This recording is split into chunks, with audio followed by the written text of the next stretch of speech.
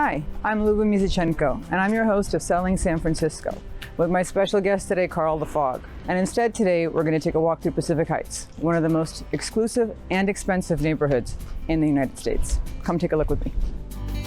Pacific Heights was built up in the late 1800s after the cable car made the steep hill more accessible and more desirable.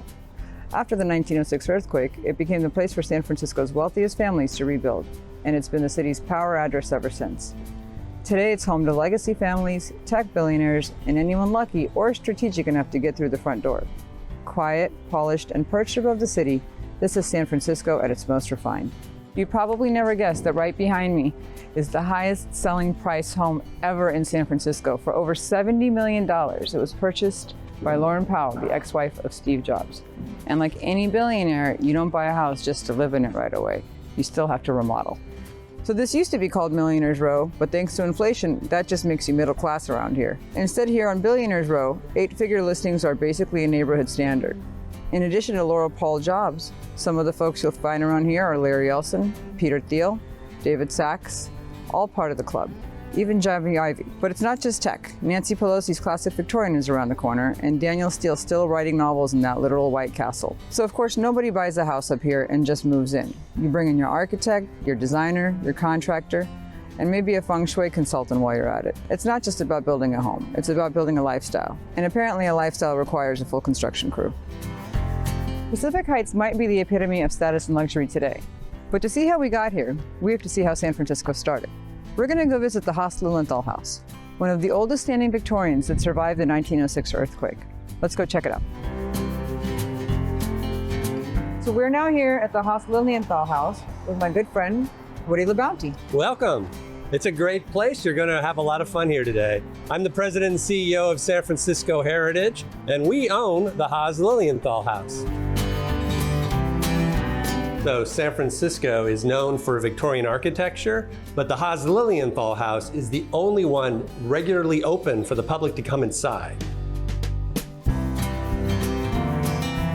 Mr. Haus, who was a wholesale grocer, would have business associates over and wanted to impress them. So the dining room is maybe the most impressive room in the house. Has this coffered ceiling, lots of woodwork, pretty high up, and this lion motif. I think he thought of himself as a bit of a business lion. So on the chairs we have lion heads, on the sideboards we have lion heads, the table has lion paws, very much sort of a brave, strong, characteristic, manly room. So it's fairly intact from the late 19th century.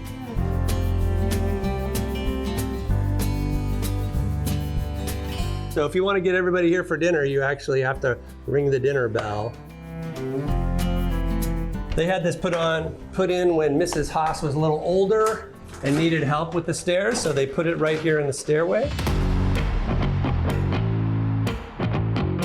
The family had a lot of furniture, and what we do for the public tours is we set this room up to show it as a kid's bedroom, although it's been used as bedrooms for different family members over the years. You can tell it's from like the 20s, and it has this peacock motif that's in all the furniture.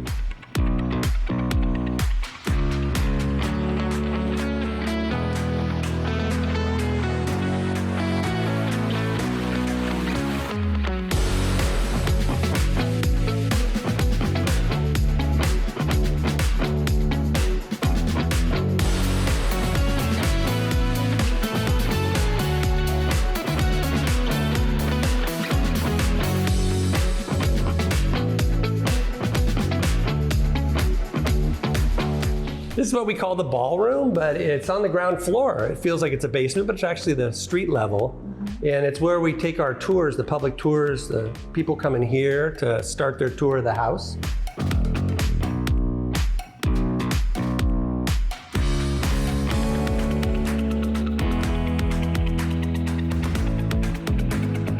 So San Francisco Heritage started as a nonprofit in 1971, and our mission is to preserve and enhance San Francisco's architectural and cultural heritage.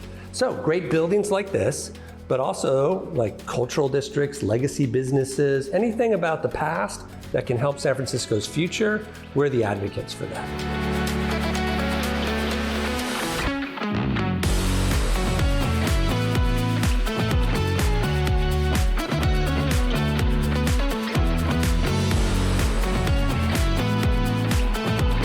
Thank you so much for giving me the grand tour today. I had a really good time. Well, we had a great time having you here.